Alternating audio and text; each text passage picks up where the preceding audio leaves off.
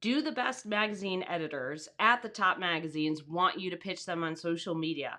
Are they interested in getting pitches via DM or LinkedIn message or as a tweet? Like, these are things that we're going to talk about today because I think they're really important. Hey, Mrs. Blem. I think that's how you say it, Blem, right?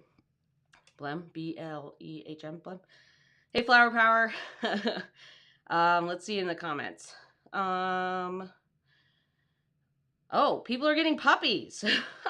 They're getting puppies and they're doing amazing stuff. That should be fun. Oh my gosh. Oh, and you have another one. So you have a puppy and a 2-year-old. Oh my gosh. I just have this one. I just have this little burrito over here. She's sleeping. Let's see if we can get her little paws. She's like a little bit over. There she is. Sleeping, being snuggly, hanging out. All right, so let's talk about some things. So we're going to go over a few things about pitching magazine editors on social media.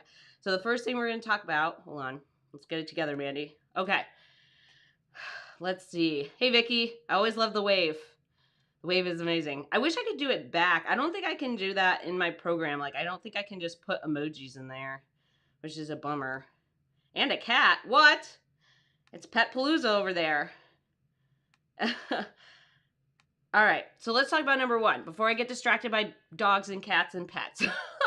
Okay, so we're talking about when we're talking about social media. So first thing I think is we're talking about how to actually do it. So every platform has its own weird little quirks. So this is something that I think I get a lot of questions about LinkedIn and Twitter, right? So for me, when I think about social media, oftentimes, you know, there's Facebook and there's Instagram and TikTok and all that stuff. I haven't seen Facebook, Instagram, and TikTok be super great for pitches. I think sometimes Instagram can work where you can hop in a DM and say, hey, I've got a good pitch. Can I send an email to you about that? So I think sometimes Instagram can work, but most of the time, I think a lot of editors are more so on Twitter. They're definitely on LinkedIn. I think that's kind of, I think when you're thinking about platforms, you should think about like, where are they constantly active, right? Not just that you're on the platform, but that they're on the platform. So when you're actually pitching these editors on social media, yes, the answer is yes. There are lots of editors who do take pitches on social media. I don't do this because this is just like, I don't like to be on social media a ton. I'm on LinkedIn a bunch and I am on Instagram and doing stuff, but I don't spend a ton of time on there. But I do know writers who spend a lot of time on Twitter. They're looking for calls for pitches, or they're looking for editors who are saying like, here's my email, send me some ideas. Or they're just sending quick little DMs on Twitter. I think that if you spend a lot of time on Twitter and you're looking for calls for pitches and you see that a lot of the places you want to write for are posting about it, then yes, I would do it. So if you are going to do it, right, if you're going to go forward and pitch some editors, there's a couple ways to do it, right? So Twitter's a good example. Someone posts that they're looking for pitches, or they share their email, or they say, hey, we're going to do some special sections on these topics or these types of these types of specific things, you know, then I would send them, like if they have their email on Twitter, right? Send them an email, right? That's why they're sharing it on Twitter, is so you can send them an email pitch. They're not sharing their email so you can then send them a DM and then go send them an email. So don't fill up their inbox with unnecessary stuff. So if you are going to pitch things on there, there's a couple ways. Like, we want to make sure if they're sharing an email on Twitter, they want emails. Editors are in their inbox all the time. They get hundreds and hundreds of pitches. Not just like, they could get them a day, but they could get them every week, like 1,000 pitches. So it's really a priority not to make sure, like to make sure we're not filling up their inbox or filling up their stuff with unnecessary things. So if we are going to pitch, there's, right, if you, number one is if you see that they put out a tweet that says, here's my email, here's what I'm looking for, send them an email. Two, sometimes they'll just post kind of topics and you can, you know, put a little tweet in there, right? You can respond to their tweet and say, hey, what about, write one sentence. What about an idea about blah, blah, blah? And see if they'll answer that. Because if they're asking for feedback on Twitter, or if they put something out where they're asking for comments and little ideas, that's a good way to do it. So that's two. Three is that you find an editor on Twitter, or you find someone and you just send them a DM, right? Hey, I have an idea about, I forget how long Twitter DMs are, but short and sweet, right? So short and sweet if you're going to send someone a DM. And this applies, I think, to Instagram too. Instagram DMs, you can make them pretty long, but short and sweet. Hey, I have an idea about this. It covers XYZ. If this interests you, can you share your email and I'll send you the full pitch, right? That's the format you want to use. The format you want to use is, hey, in the DM, hey, I have an idea about this thing. It covers XYZ or it's answering XYZ questions. If this is interesting to you, can you share your email so I can send you the full pitch? Because you're not going to have enough space to send a full pitch in a DM, and you shouldn't. It's really hard with those little tiny bubbles to read them on a phone, right? So not a good look, not a good practice. What you're looking for in these DMs or these messages is to get the email, right? The whole point is to get someone's email. The whole point is not to send a full pitch in a DM or like 4 DMs. Don't do that. So I think when you're kind of going through this, your goal is to get to the editor's inbox. So yes, a lot of writers do have success with this, especially with Twitter, because they're getting to the inbox, right? They're sending someone a tweet or a DM. They're sending an editor a DM saying, hey, I have an idea about this. It answers XYZ questions or it covers XYZ topics. Can you share your email so I can send you the full pitch, right? So then they say, yes, send me the full pitch. Here's my email. So now you don't have to dig around and find their email, which we know at top publications, they can have like 5 or 6 different email conventions. So I know that for me, there's been magazines I've worked at where everybody that I've worked with, like 4 or 5 different people, have different email conventions. So an email convention is like the format of their email, right? It's like first name at magazine.com, or it's like first letter, last name, or first name, the letter of your first name, last name at magazine.com, or it could be at the overarching publication, right? So it could be, last name dot first name at overarching thing, like meredith.com versus Condé Nast Traveler, right? Or whatever it is. So there's a lot of different email conventions. So in order to not have to do all that searching, that's why we're sending the DM. It's just to get their direct email. We send them the full pitch. So if you're going to use LinkedIn, my thing is kind of the same thing. If you're going to send a message on LinkedIn, do a connection request versus a full message.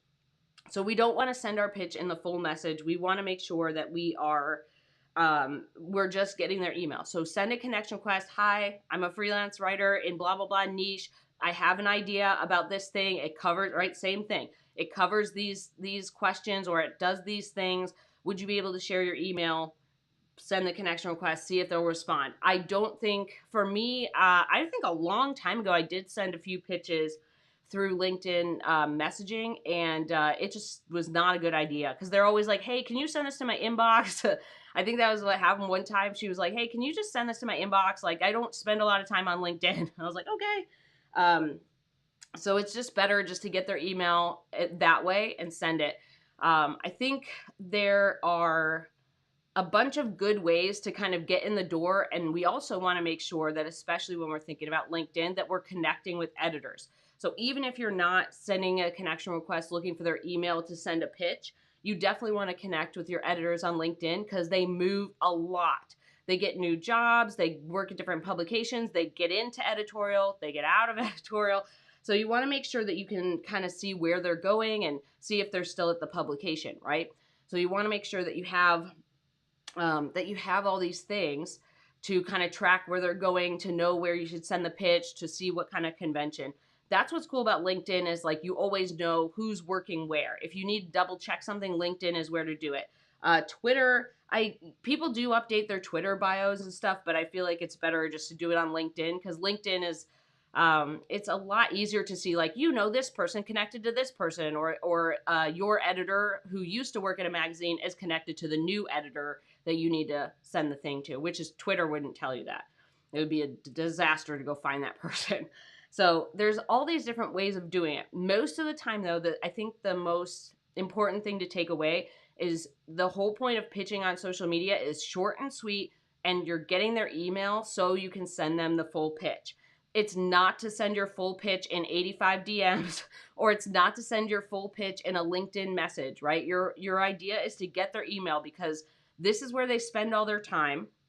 And it does work too. Like, this is cutting down time, right? So this is something that I feel like I've been talking about with a bunch of my breakthrough community members and my Wealth Lab students, is there's like a if you know thing, right? It's like whatever, it's like IYK, right? If you know, it's like a thing.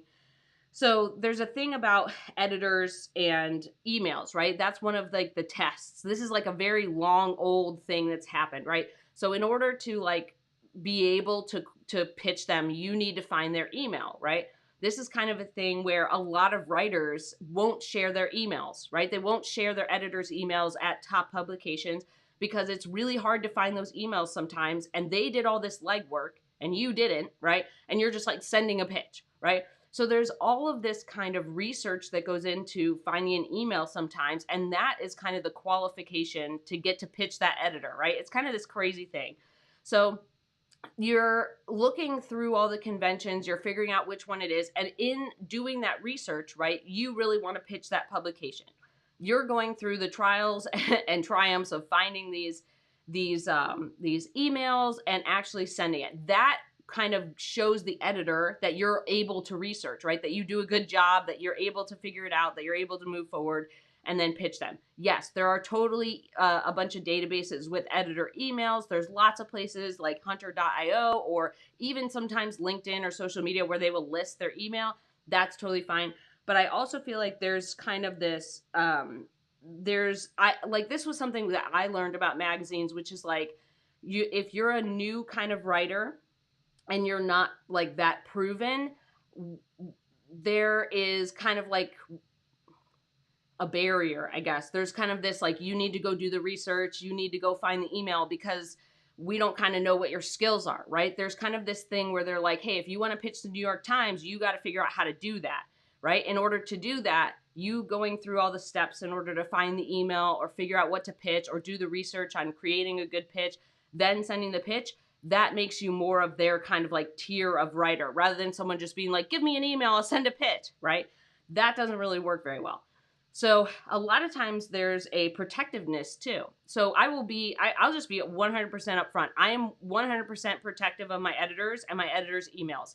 I have seen lots of times where this blows up in the face where people share emails. They're like, oh yeah, here's my editor's email. And then someone sends a pitch and they say, so-and-so writer told me to send this to you. And, like, here's this terrible pitch. And like, it's not good. They didn't actually try. They were just like, here's this thing. And that reflects poorly back on you. So there is kind of this protectiveness where I will protect my editors from wasting their time with bad pitches or with stuff where I'm like, hey, I need to know if I share my editor's email with you that you're on the same caliber. Like, I've seen your pitch. I know your writing skills. I know that I can kind of filter that it's kind of a good thing that my editor is really going to like. And it kind of reflects on me that I'm helping my editor versus, there's times where people get an editor's email and they send them like 100 pitches in a week without actually doing research, without actually doing anything good. They just keep emailing them over and over and over again, right? So I think that's something to know too, is like we want to be protective of our editor's time. We want to be protective of like, the help, I guess, that we're giving to our editor. We want to make sure that, we're kind of also getting good reflection back on us, right? Every time you're doing a referral, every time you're connecting with another writer, if that writer goes off and goes ballistic on someone and sends them 100 pitches every single week that aren't even close to the pitches they will accept, right? Or it's just flooding someone's inbox, that reflects poorly on you, right? So there's also this kind of thing, and I think that's more so with these newsstand magazines, right? They're the magazines everyone wants to write for, but no one wants to do the research and hard work to get there. They're just like, just send me the email, right? So this is something to know. Yes, there's databases. Yes, you can do it, but I also think it's a good practice to learn how to do it, right? Because there are sometimes publications where it's really hard to find the email. There are big publications, or there are publications that each different like version of the publication in the region that it's in has a different email convention, or it's totally hard to find. In those cases, I think it's better for someone to do the research. That's my honest opinion. I think it's better. If you really want to pitch that publication, you need to do that research. Finding emails is an essential skill of our business. this is one of the things where it's like, I always think of it as like, it's not just if you know, right? Like, you need to go find their editor's email address and not just like tell everybody to give you one. But I think it's also this thing where it's like teaching you how to fish, because finding emails to send LOIs, or letters of introduction, LOIs, to send pitches to a bunch of magazines where no one has the email, right? Or just learning how to do research, look through LinkedIn, or look through Twitter, or look through social media, or look through different databases, or use hunter.io, or check all my tweets, or, like, that's a very important skill that we need to send LOIs and pitches, right? And if everybody's just giving you emails, you're not building that skill. You're not learning how to fish. And I think that's a really important thing that, like, I feel like it's if you're just feeding someone all the time, right? Like, what if you just don't have, like, I just feel like it's a really important skill that writers learn how to figure out email addresses. They learn how to email the right person. They find the right editor. They look through the masthead. They figure out who they're supposed to go for, right? That's a skill. If everybody's just feeding you stuff all the time, you don't actually learn anything. You're just like, oh, I just send it to so-and-so, right? Like, you're not like, oh, I know at this type of publication, I need the associate editor. At this type of publication, I need the editor-in-chief, which is very rare, but I'm just using it as an example. You're like, at this publication, I need, the special sections editor, and this publication, I need this, right? So there's all these different things where you have to learn how to do it. And I think that's one thing that I think about is, it's not just skills, it's not just quality of work, it's not just quality of pitch, it's also teaching someone how to fish. So I think this is something that I learned over the years, that it's kind of frustrating, because you're like, please just give me the email, right? You're just like, I just want to send a pitch. I want to really be in this magazine, right? I really want to have a byline. I love this magazine, right? But there's also this, like, I understand from my own stuff, like, I don't want to put, like, my editor on the chopping block of getting all of these unsolicited pitches, and then people saying, like, they're just, like, saying stuff that's not even a good fit for that magazine, right? I think that I think that there's, like, an understanding. It's like, it's not, I mean, maybe it's a little gatekeepy, I feel like, in a way, but it's also like all of those skills in order to do it. Hi, Wiggle. All those skills in order to find an email, connect with someone on social media, or figure out the convention, or send a good pitch. You have to do those. No one's going to do it for you. So even if you have the editor's email, that doesn't mean you're going to get a story. It doesn't mean you're going to get a byline. It doesn't mean they're going to like all your pitches, right? So I think that in the process of learning all that stuff, hi, Woo. Did you wake up? You alert now? I think in the process of learning all that stuff, and thinking about, like, how much you had to do, and how much you had to grow, and how much you had to learn how to fish just to be able to pitch, like, National Geographic, right? Then you're kind of like, well, why am I just, like, cutting out all this, all this learning that someone needs to do, right? I think that's just kind of, I think it's kind of, I think it's like cutting you off from your growth potential, almost, like preventing you from learning how to actually fish. I think that just kind of ends up becoming a disaster. Like, I think it ends up kind of making your business more difficult, because you're not actually learning all the skills you need to run your business, right? Yes, Woo? Let's do some Woo time real quick. All right, Woo. Did you want to tell everybody how you're doing with your dental? You look super cute in your blanket. You look like a tiny mermaid. So here's the deal.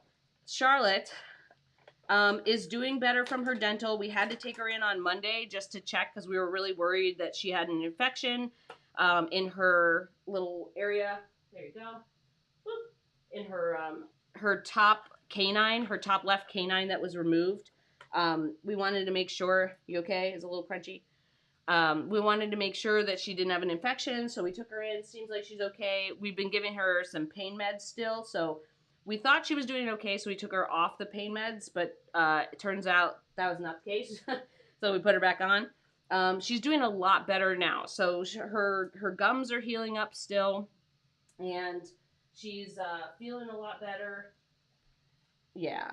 And she's eating better than she was, so, like, for a while she just would, like, not eat, she's still wanting to be hand fed. So every single meal she gets like the, I call it the fine dining experience. So she gets the fine dining experience of us soaking her food in beef stock, and then we hand feed her. There you go. There you go. Because hot water just isn't good enough.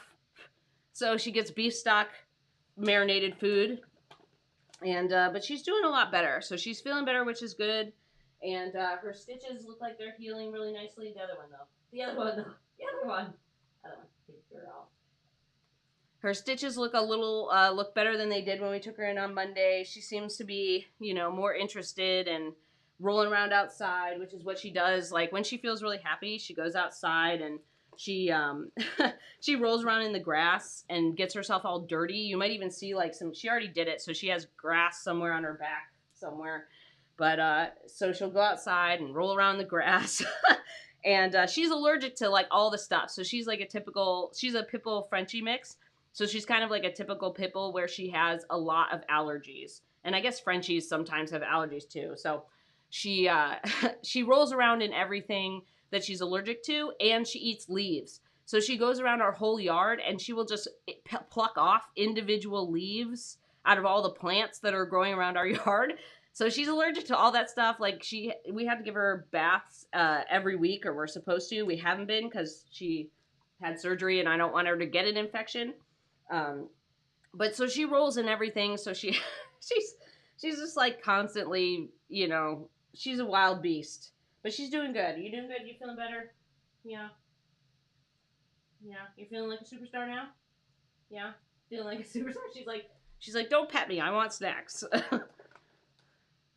So that's kind of our Charlie update. She's doing a lot better, and she does not have an infection in her gums, which is really good. Yeah. And she's being a superstar. She's just being a superstar being. Yeah. Do you want to lay down? There you go. All right.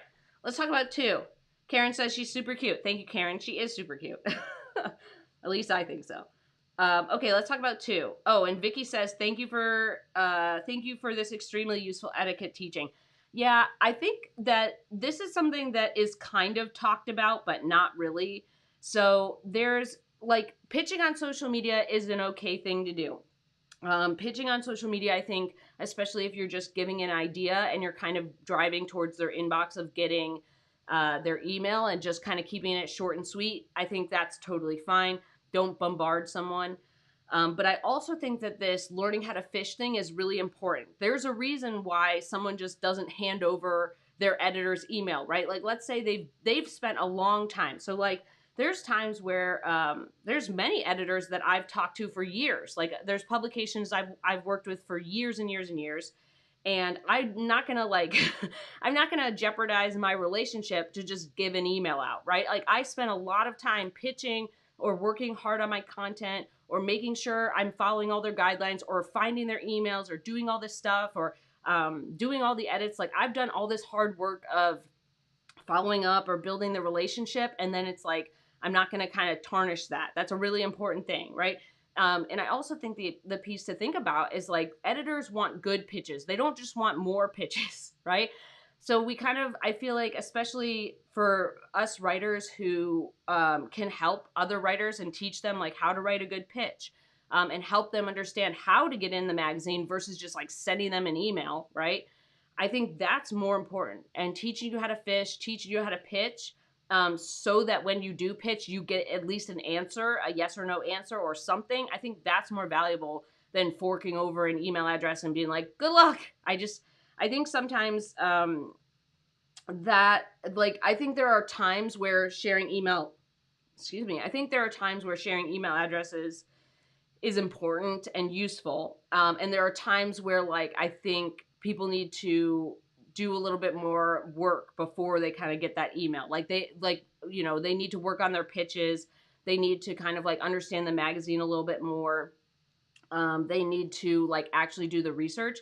Because if we just kind of do that all the time, then people don't know how to do it, right? There's no like extra piece of teaching them how to fish to like, because then they're like, well, does anyone have an email for someone at so-and-so company, right? Like, all of these are domino effect skills that apply to your whole business. And I don't think cheating someone out of learning that is useful to their business. I think it's kind of like cutting them short almost. Okay, let's talk about this. So we've talked a little bit about 2 already, but for 2, oops, hold on.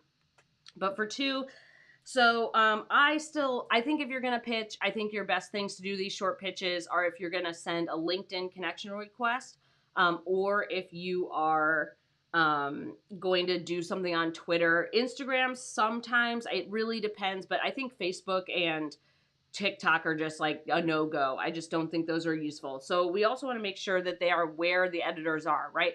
Are your editors spending a lot of time on Twitter, which is pretty common. Editors are more so on Twitter that I've seen than Instagram. They might have an Instagram profile, but it's not a place where they do business activities. Twitter, LinkedIn are places where they do business activities. Flower Power has a question. Quick question. Okie dokie. Flower Power says, sorry. How do you recommend redirecting when someone, okay, wait a minute. How do you recommend redirecting when someone knows you've worked with XYZ and have someone's email, not gatekeeping, but not wanting to risk your professional relationship with the business or like publication? Okay. So for me, I do a couple things. So, this is a really good question. So the first thing to remember is like just because you worked with a publication or a company does not mean you're obligated to fork over an email. That's it. Number 1, you're not obligated to do anything. 2, this is why I always recommend that people make a lot of freelance friends so that you have like a network that you trust that you can share these things where we don't have to worry about a question like this. Where like I've known like my friend Amy. I've known Amy since 2016. I would trust her with anybody's email. Like I've seen her work, I know her stuff.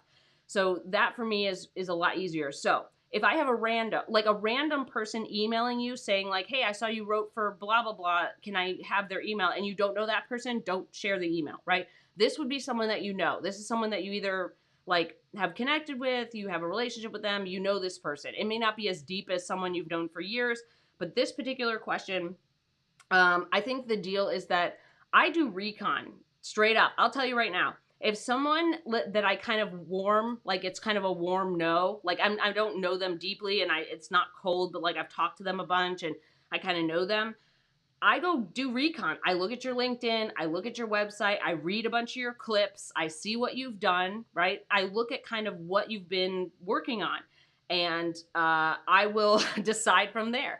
So there's that. So number 1, if I'm going to do recon first, if you go look at their work and their work is good and you're like, sweet, that sounds like a good thing, then you can say, hey, and it's someone you know, okay? You're sharing an editor's email with someone you know, and you've looked at their work, you know that they do good work, then you feel comfortable sharing it, do so. If you're looking at their work and their work is not good, and you're just like, this is not, not going to work, you can always redirect by saying something like, hey, the email that I have is from years ago, and I know that they changed their email convention, because those magazines will change their email convention all the time. So you can say something like, hey, they've changed their email convention, or I don't feel comfortable sharing that editor's email with you right now, but best of luck in your pitching, right? So you can go tell them to do the research. Hey, go look at the new conventions. My editor's email is super old. That editor isn't even at that publication anymore. Obviously tell the truth where like, it applies. But this is for also, you can recommend databases. So the first thing is like do recon on their work, decide if you just want to straight up share it and it's someone you know. 2, you can say like, hey, I worked with them a long time ago, or I know that their convention changed, or I just don't feel comfortable sharing my editor's email address, best of luck in your pitching. And then the third thing is, you can look at their pitch. You can say, hey, yeah, do you want me to, I would feel more comfortable sharing my editor's email if I read your pitch first, if I could see kind of like what you're doing. You can always do that. But there's always kind of this thing where I feel like there's times where you will get people that you kind of don't know their work, or you kind of like they're in the same circle, but you don't really know them. You can always say like, I don't feel comfortable sharing my editor's email address. You can always say something like, hey, can you share your pitch? Do recon on them. You can make sure that they're kind of like in the same kind of level, because there's lots of times, and this is a thing that I've noticed, there's lots of times where someone will send me a pitch, or I'll read through their work and their work is fantastic, and I'm like, yeah, you definitely should be pitching this place, like your work is great, you're like, you should send pitches, and then I'll share the email. The other thing that you can do is just send them to a database. Hey, I'm not sure if my editor's email is still accurate, or you can say, hey, I don't feel comfortable sharing my editor's email, but if you go to blah, blah, blah database, right? There's the Travel Magazine database. Lindy Alexander has a database. There's tons and tons of databases out there that are giving editor emails or giving tips on pitching. You can send them to a database and tell them to do that recon on their own. But yeah, I think a lot of times, like, you're not obligated to share anything. You're not obligated to share any emails or anything just because you've written for a publication or just because someone wants it, right?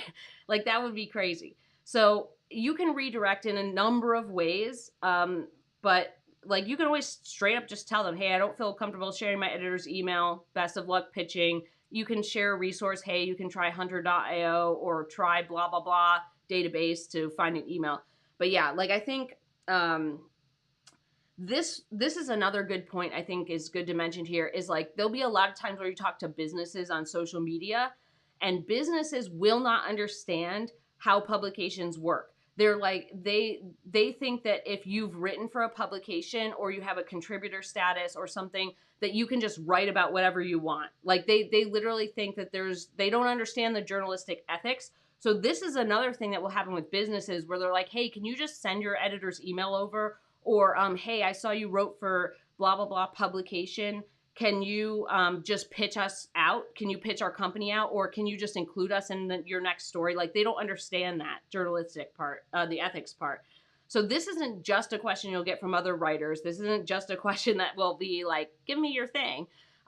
This will also be something that your business clients will ask. They will say, like, we really want to be in blah, blah publication. You've written for them. Just write about us. Or can you just pitch us to your editor or send us your editor's email or whatever? That's a no-no. That's a no-no. Okay? Journalistic ethics, like, don't do that. Don't do that. Okay. I know a bunch of comments came in. So, Flower Power... Patty says that Charlotte is a beautiful wild beast. She is a beautiful wild beast. Look at you, you little funny little cutie. You want to give everybody some high fives? Good job. Yeah, she's doing much better after her dental. Good job, Bean. You gonna do another one? Kinda, sorta, but not really. The other one? Just this one? Okay. She is a beautiful wild beast. She's a cutie. All right, so let's see. Hold on. I know there's other comments in here, but there we go. Okay. Flower Power says, this is all super helpful. It's hard when it's that middle ground with newer folks who are still learning research, detective skills, and don't have a lot of experience, but want to share. Thank you. Yeah. That's why I like to do recon. So, like, if I have someone who's kind of in the middle where I'm like, I don't know, I will do recon on their work. Like, I will go look at their stuff and I will kind of guess what they pitched and what they didn't. So I'll kind of see, like, okay, if someone was either assigned this or they were pitching this, I will look at their stories. I will look at the quality of their research. I will look at the quality of their interviews. I will look at the structure of their stuff. I will look at how they're kind of going about, like, how does this story flow like, is this a story that really sticks out from the rest of the publication, or is it something that really fits in? Like, there's a lot of things where I think the recon helps with kind of that weird gray zone where you're like, maybe, maybe not. Do the recon on them, go look at their stuff. And I think the other thing too is, like, anything that you do in your business or as a freelance writer, if you don't feel comfortable with it, straight up just say that, hey, I'm not comfortable doing X. Just say that. There's nothing wrong with having boundaries, and there's nothing wrong with you choosing whatever you want. Like, if you just decide I'm never giving out any editor emails, you can decide to do that. Lots of writers have done that, right? When I was kind of like 10 years ago, plus more than 10 years ago, there were lots of writers who just, like, straight up wouldn't share their emails, the emails of editors. There's there was like an older kind of this like older mindset of like, nope, I had to find it, you do too. So like there's still that. But I think that at a certain point, there's a good place to share. So like if I have someone who I know and have known for many years, I know their work, I know the quality, I know how diligent they are, I know that they do good stuff and that they like, I'm like, why haven't you pitched, you know, this publication? Then I'll kind of share it. But in the middle ground, like I said, you can always say you're not comfortable. You can always say the email convention changed. You can point them to resources that have editor emails. Media Bistro is another one. And there's lots of places to find it, right? That's the thing that I think is kind of missed too with when we're talking about social media. There are lots of places to find all the conventions, all the emails, who the person is. You just have to do some research. Yes, there are some publications. So like, for example, one of my students is trying to pitch AAA. AAA pays really well. It's a super cool publication, but it's really hard sometimes to find emails because every publication is different and every single AAA publication has a different convention, and it's not just at AAA.com. It's like a different, the whole thing is different. It's really hard. So every once in a while, there will be publications where it's really difficult to find an email, or at least for me it was. And then there's sometimes where there's publications where they just have like 10 different conventions, and you just have to send an email to each one and see which one doesn't bounce. So yeah, like there's a lot of these things where there's very rare cases where it's hard to find an email. So you also kind of have to weigh this kind of like, are you just being lazy, or you legit can't find it, or like, what have you done, right? So like if we're doing all of these steps, right, we don't just assume everyone else is, right? So if I'm going through hours of research, if it takes me 3 hours, like let's say there's a really difficult email to find, it takes me 3 to 4 hours to find it, and someone else is like, just give me that. You're like, well, I just spent 4 hours of my time trying to find this email address. Why would I just like give it to you, right? So there's a lot of different things that I feel like come into play too, especially when someone isn't willing to do the research. Like if someone comes to me and they're like, I've spent 2 weeks, I cannot find it, I don't know how to do it, and you kind of like say, here's how to do the research, and they're like, I did all that, then you can consider that. But kind of remember that just because someone's asking for an email address for an editor or trying to pitch an editor that you've worked with doesn't mean they actually went and did the research, because you can find them. We all do, right? There's lots of us who've, I went and found all the editor emails pretty much that I needed. There's a few that, I think there's like a couple, like maybe 3 that someone shared with me, but all the other ones I had to go find myself. And I feel like 1, it's a skill. 2, you don't know how much research someone's doing. And 3, you kind of can set boundaries on that. Okay. Let's see. Go away. There we go. Hold on. Vicky says, thank you. I recently had a chance to make that wrong choice, but didn't. I was a bit confused why the person was treating me like a company insider. So you mean like someone asked you for the email and you didn't give it? Or like they wanted something at a publication? Okay, Vicky says, it's not just other writers that you don't know how serious they are. It's cheap companies. Yeah, there's lots of companies who will do that. Like I said, like there's plenty of times where a company will say, I want to be in blah, blah, blah business publication. You've written for that publication. Will you just write about us? Or will you just give me your editor's email? Or will you tell me like how to do this? Or will you just pitch it to your editor? And that's a big ethical no-no. Don't do that. Okay, so moving on. There's a couple other things. Would you like to say anything to the people, Charlotte? She's like, nope, I just want to sit like a sad stuffed animal, like a tiny little Eeyore. Here you go, kitty. Good girl. You're so funny. I can't believe you sit like that with your little mermaid feet. With your little mermaid feet. All right, let's continue on. So just general thing on 2 here. LinkedIn and Twitter are your best bets. Short and sweet. Moving on. But remember, your whole goal here is to get to their inbox. Your whole goal is to get an email address. That's the point. Okay, let's talk about 3. We're actually going to combine 3 and 4 because this is going like way longer than I thought it would. If you feel like this has been helpful, give it a thumbs up. If you want to learn more about building a freelance writing business you adore or pitching editors, subscribe. Okay, so if you hate social media, I think this is an important thing. Vicky says, a cheap company was asking me who to pitch at a publisher I'd written for, and I was wondering how in the world they couldn't find them on LinkedIn. Yeah, sometimes people just like don't even try. They just straight up don't try. They will just go to someone who's written for the publication or who recently posted about it, or they'll just go to any writer, like they'll just look at whose ever byline was the most recent, and they'll just email that person, right? Because our emails are really easy to find. You go to our website or LinkedIn, and they're just like, give me this thing. And you're like, no. So yeah, there's a lot of times where clients will, even, they just don't understand the process, or they're just like, just give me that. So it's just kind of like, there's a laziness factor sometimes where they think it's networking. It's not networking to share someone's email where they're going to bombard them with random stuff. And then they're like, well, Vicky gave it to me and like Vicky worked with you. No, there's a big difference between networking, preserving relationships, and preserving your own kind of like quality reputation of working with other people who kind of like act like nice people, right? Rather than bombarding people. So yeah, I think it's remember the journalistic ethics, and remember you can always say no to whatever you want. Okay. So if you hate social media, that's totally fine. Send an email. Don't do social media. I always feel like I need to say this because there's people who will watch this video and they're like, well, I don't want to do that. I don't want to get on social media. Then don't. You have to do something regularly. Pitching and connecting with editors is all about consistency and regularity, right? Which are the same words.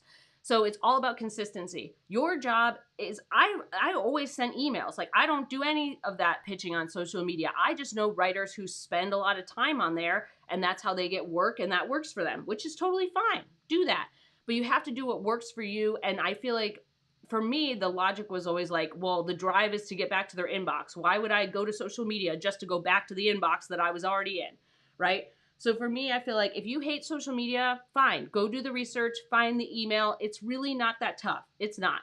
Like I said, every once in a while, you'll get a publication where every single publication has a different convention and it has a different website. So it'll have a different .com at the end, and that can be really tough.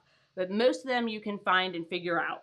And if not, try 10 different conventions. Literally, I've done that to pitch a couple magazines where I just try like 10 different options, like first name at publication, first name, last name at publication, first letter, last name.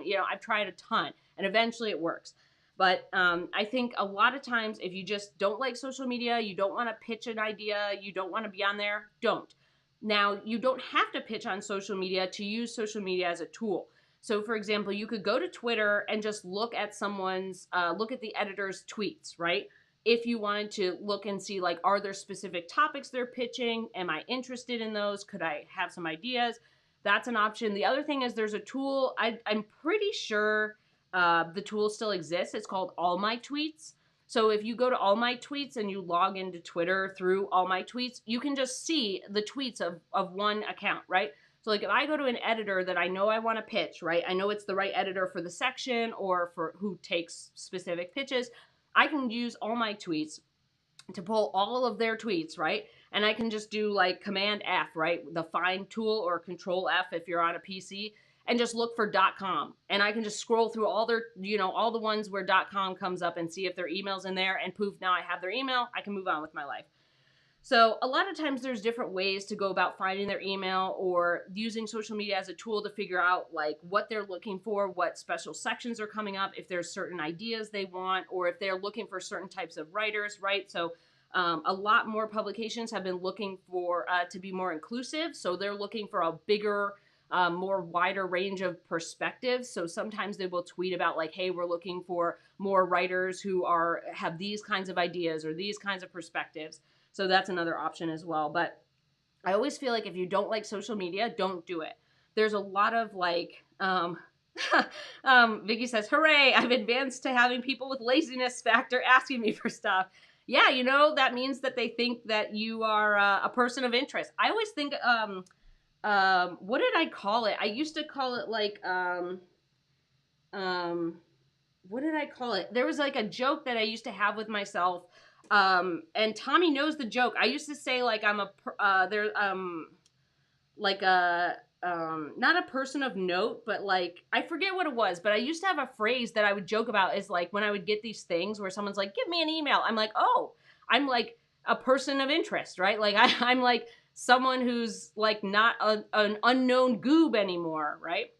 So I would often joke about that, but it is a thing. Like people, you know, you start becoming more well known, so you either get more press releases or people start emailing you about weird stuff, or it is kind of like this thing where it is like a person of note, essentially. Okay, with social media, so okay, let me go back. There's a lot of times where people will say you have to do X to be successful, right? You have to get on Instagram in order to do this, or you have to do social media is hot. You got to do this thing, or there's nothing that will work if you won't do it consistently. Okay. So no matter how amazing it is to do whatever, like no matter what newfangled thing or what, or any, like trend, or they're like, oh my gosh, writers have to be on blah, blah, blah platform. You don't. There are writers I know who do not have LinkedIn and do not have a website. They've been writing for a really long time, so like different story. But there are writers I know who do not have LinkedIn, who do not have a website, who literally just email stuff and they get work, right? But they've been working for a long time. They have a lot of clips, different kind of than today's writer. But if you hate it and you won't do it consistently, don't do it, okay? Pitching needs to be done, right? And it's something where you need to do it in the format that works for you. For me, that's doing my, like emailing, just doing regular email. Yeah, sometimes I guess I'll floof around on social media for that, but I think that a lot of times I get, well, not think, I know I get notes from people saying like, so-and-so expert told me I had to do this or else I'm not going to do this. The only thing you have to do is get your stuff out there. So you do have to send LOIs and you do have to send pitches. That's something you have to do, and that's part of getting clients. You got, you know, if you don't get clients, you don't have a business, right? So that's something you need to do, but you can always do it in the way that works for you. You can always, like, even people who, even students I've had who said they hated marketing, like once we kind of went over how to do it in their own way, or we kind of like figured out how to remove some roadblocks, then they're like, great, I love it now. It's fun. It's fun now. There's a lot of things that I think when we think about sending pitches that get in the way of making it seem fun, or making the process more fun. And I think that if you just kind of like think about what works best for me and what you can do consistently, then it's a lot easier to kind of go through it rather than worrying about, I hate social media, I don't want to do this kind of stuff. Okay, that's 3. What do you think, Charlie? Charlie, should we do one more pup date? What do you think? Yeah? Oh my gosh, why do you look so cute today with your little funny legs and your little side You're so cute. Yeah. I know. It's harder to chew with 4 less teeth, right? It's harder to chew with 4 less teeth. But you know what, Charlotte? Those 4 less teeth were holding you back. So you should be back to being a sparkle pony any day now. Okay, let's talk about 4. So let's talk about pitching standing out. So when we're talking about social media versus email, your pitch stands out on social media by getting to the effing point, okay? So like when you are pitching on social media, do not send, I said this, don't send a ton of DMs. The social media thing is to send a DM and say like, hey, I have an idea about this. It answers XYZ questions or it covers XYZ things. If this is interesting, could you share your email? I will. Can you share your email and I'll send you the full pitch. So social media is all about get to the point and of what you're pitching and ask for the email. Or on social media, you're looking for like topics, things they're looking for pitches on, types of writers or types of things that they want, or perspectives, or you're looking for like, did they share their email and I can just send them an email. When you're sending an email pitch, send them the whole pitch. The email is all about like actually doing the pitch. Okay, so social media is the crumb of the email. Okay, your social media stuff should be the crumb of, I know, you're so cute with your little licks, should be the crumb of the full cookie that is the email. Okay, so your email is the full pitch. I like kind of like a 4-paragraph pitch, and those paragraphs are short. They're like 2 to 3 sentences. So like I always say this, headline, first paragraph is like, you have to hook me in. It should be exactly in the same style and tone and structure as what they have in the magazine. So that first paragraph needs to be exactly like as if I'm reading it in the magazine already. It should be style, tone, structure. Do they start with a question? Do they start with a stat? Do they start with a shocking first liner? right? So that first paragraph is like questions, stats, kind of build them in. Second paragraph can be supporting evidence, so it can be more stats or more information that's useful. Third paragraph can be should be like, in this article, I'm going to either interview people and or pull some research, and I'm going to answer these questions. And then your last paragraph is like, I'm a writer. I've either written for these publications or I have worked in this field for a while, or at least some kind of bio about yourself, and that's it. Move on with your life. But it's much more advanced, and it has a lot more stuff than what you do on social media. I personally, and I'm sure there's people who have found this differently, but I personally, the most successful writers that I know who have pitched on places like Twitter, they go short, sweet, to the point email, and then they send the full pitch to their email. So don't go droning on. And the same thing with LinkedIn messaging. Send a connection request with a similar thing. I have an idea. It's covering these things. It's answering these questions. I would love to connect. And if you like this idea, share your email. The other thing is, once you send an email pitch, okay, once you've sent your pitch, go connect with your editor on LinkedIn. I've done this every single time, and it makes it very easy for me to figure out, like, when I have another pitch, like, should I pitch that person again? Do they still work at that publication, or did they move? It gives you a lot of intel into what's going on. So every time you send an email pitch, connect with that editor on social media, on LinkedIn. And when you go to LinkedIn, say, hey, so-and-so, I just sent you a pitch. I would love your thoughts, but I thought it would also make sense for us to connect on LinkedIn. Even if they never answer your pitch, at least you're connected on LinkedIn, so you know, like, if they go to another publication, you could pitch that publication. Or you know that if they change positions and now they're editor-in-chief, you need to pitch somebody else, right? Really important stuff there for knowing who to pitch, where they are, what kind of the structure is. Do you want some more snacks? She's like moving around. I know. It's tough being a tiny mermaid. Okay, so email versus social media. Your drive is always to email, but remember that social media is kind of your cookie crumb, and then the whole cookie is the email pitch. And keep it short and sweet and to the point. Okay, we're going to pop Charlie on because she looks... Charlotte... We sometimes make jokes that Charlotte is all neck and shoulders. So this is like actually a really good view of her. Like she just has a very small neck, but it's all like neck and shoulders. Here you go, cutie. So she just looks like Eeyore. There's so many times where we just look at her and she just looks like a sad stuffed animal Eeyore. And one of those times, this is how she normally looks. You guys normally see her from the front, but most of the time when we see her, she looks like this. She looks like that from the back. She's kind of like leaning on something, which she is right now, or she's got her little legs stuck out like her little turkey legs, and she just looks like this little bat that got lost somewhere. Okay, so I hope that this was helpful. I hope it kind of helps you understand, like, how things kind of get structured, how we kind of work with social media and top magazines and editors, how, like, I always kind of think of this last little piece. I think this is important too. It's your job. It's your job to go find the editor, to go figure out who that is, to find the editor's email, do that. No one is supposed to do your job for you. Don't shortcut yourself by trying to just go to everybody and get emails. So this is something that can be kind of common, is people are like, I don't want to do the work. I'll just go get it from someone else. You're really shortchanging yourself. These are really essential skills that you need to run your business. So as you kind of like, no one is there to do your job for you. No one is there to just like, continue to give you a break by giving you every editor email ever, right? That's not, that's not their job. Your job is always to go find stuff. You have to run your own business. Freelance writing is running your own business. So it's your job to find editors, figure out which editor is the right one, to figure out resources, to learn what to do, to figure out how to do, find the editor's emails, and to build connections. Because, like, I feel like a lot of times building connections is one of those ways where, like, maybe, you don't end up getting you're not going to get something right away, but building those relationships is, like, really important to getting work, or helping other people get work, or helping other people figure things out, right? Like I said, like, I have a friend, Amy, who I've been friends with for a very long time. If she was like, I want to pitch blah, blah, blah publication, and I had the email, I'd be like, here's the 3 conventions I know of. I would tell her because I trust her, right?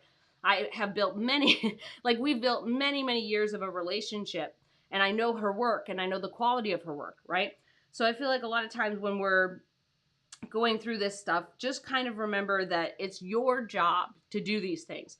Yes, you can ask for help. And yes, there are plenty of times where building relationships comes in handy. And there's plenty of times where, like, you can, if you just spend an hour, you can find the email, or even 10 minutes. Like, it could pop up pretty easily, and you can send the pitch and move on with your life, right?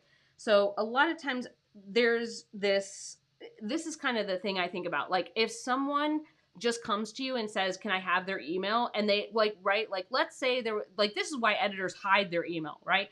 So, like, let's say for a random reason, someone, one top editor had their email on their, like, on LinkedIn or on Twitter, and someone emailed you instead. Like, they didn't even bother checking that editor out on social media or checking them out on LinkedIn to find their email. They just emailed you, right? That wouldn't feel very good to just fork over the email when someone easily could have found it online, right?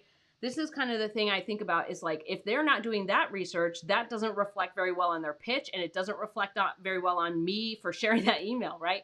There needs to be a level of research and accountability for finding your own stuff and being responsible for your own business. And there also needs to be kind of a level of, like, them being driven and interested enough to go find those things, right? To go figure it out.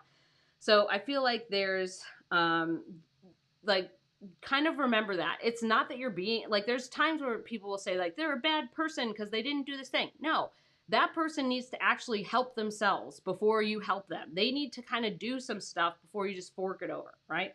So I think that's really important. Karen says, it was very helpful. Amazing. I'm glad you liked it, Karen. I'm glad it was helpful. So we're here every Friday. I do a live stream every Friday at noon Central Time. We always do a new topic. So if you ever have a topic or a question that you want me to answer on the live stream, you can just put it into mandyellis.com/question. Yes, you can be anonymous if you like. And if you haven't gotten my free pricing guide for freelance writers and content strategists, go to mandyellis.com/pricing guide and grab that. Oh, one last thing. For those who asked, Runway is coming up on Monday. So the best way to hear about Runway first is to go to mandyellis.com/pricing guide, get the pricing guide. Runway is opening for enrollment on Monday. So if you were like, Runway is typically $250. So right now you can get Runway. If you go to mandyellis.com/runway, you can purchase the lifetime access version for $250. But sometimes, like on Monday, I run Runway for a special price. So if you are interested in that, grab my free pricing guide. It'll add you into my weekly tips and tricks emails. And on Monday, we're going to talk about Runway. So that'll be coming up. I hope everybody has a good weekend, just like Flower Power says. Everybody have a good weekend. I hope that you guys found this helpful, and I will see everybody next Friday at noon Central Time. Have a good day. Bye.